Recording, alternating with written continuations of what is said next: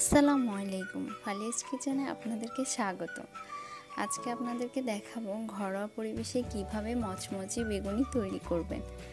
দোকানের বেগুনিতে অনেক মোটা আবরণ থাকে, যা অনেকেরই খেতে ভালো লাগে না। পার্সোনালি আমারও খেতে ভালো লাগে না, তাই আমি যেভাবে বেগুনি তৈরি করি আজকে আপনাদের সাথে সেটা শেয়ার করব। চলেন তাহলে আমার ভিডিওটি দেখতে থাকুন, কিভাবে আমি বেগুনিটি তৈরি করি আপনাদেরকে ফুল প্রসেসিংটা দেখিয়ে দিব। বেগুনি তৈরি করার জন্য প্রথমে আমি কিছু বেগুনকে এভাবে ফালি করে কেটে নিয়েছি। এরপর এখানের উপরে দিয়ে দিব সামান্য পরিমাণের লবণ, মেখে কিছুক্ষণ রেখে দেব।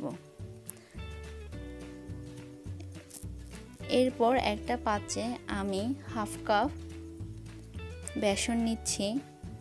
এরপর দিয়ে দিব 1/3 কাপ ময়দার গুঁড়ি। এরপর দিব রসুন বাটা, দিচ্ছি আদা বাটা, এরপর দিব সামান্য বেকিং সোডা অর্থাৎ যেটা খাবার সোডা সেটা। এরপর দিচ্ছি লবণ স্বাদ মতো।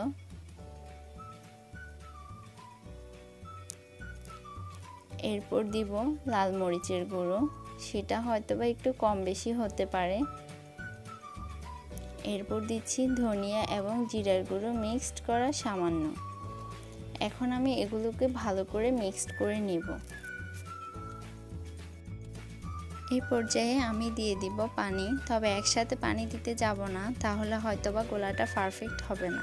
সেজন্য পানিটা আমি অল্প অল্প করে বারে বারে দিব, যতক্ষণ পর্যন্ত না আমার ডোটা পারফেক্ট হয়।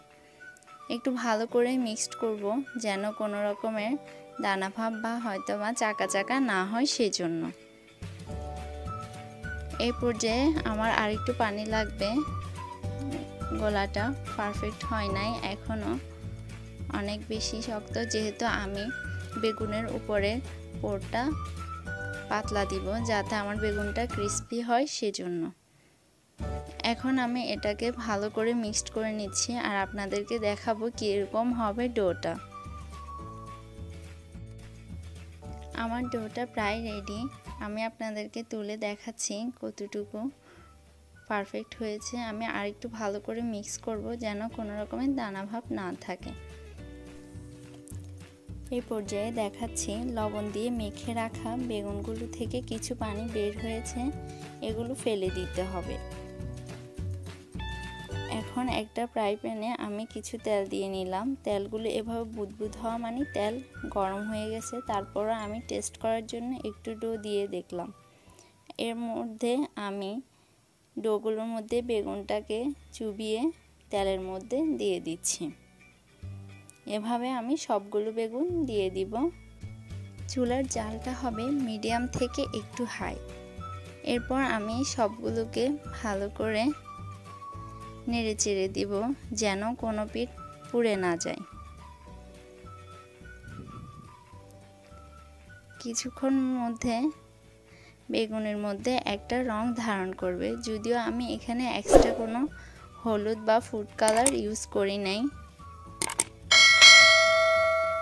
যেহেতু ঘরোয়া পরিবেশে তৈরি করা বেগুনিগুলো, তাই আমি চেষ্টা করেছি এখানে মানসম্মত এবং খেতে মজা হয় ওরকম বেগুন তৈরি করার জন্য।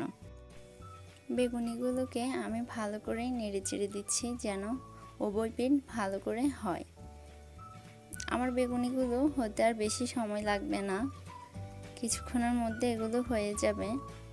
এক্সট্রা কোনো কালার ইউজ করি নাই, ইভেন আমি হলুদও দিই নাই।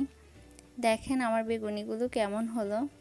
এখন আমি এগুলোকে তুলে নিব এবং আপনাদেরকে ভেঙে দেখাবো আমার বেগুনিগুলো কেমন হলো। আমি এগুলোকে তুলে নিচ্ছি আর এর ফাঁকে আমি বাকি বেগুনিগুলো দিয়ে দিচ্ছি।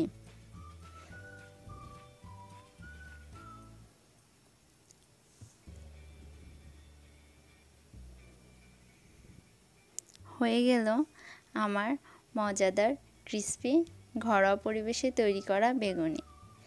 এই বেগুনিগুলো যখন তৈরি করবেন দেখবেন একটা সাউন্ড হচ্ছে। ধন্যবাদ আমাদের সাথে থাকার জন্য।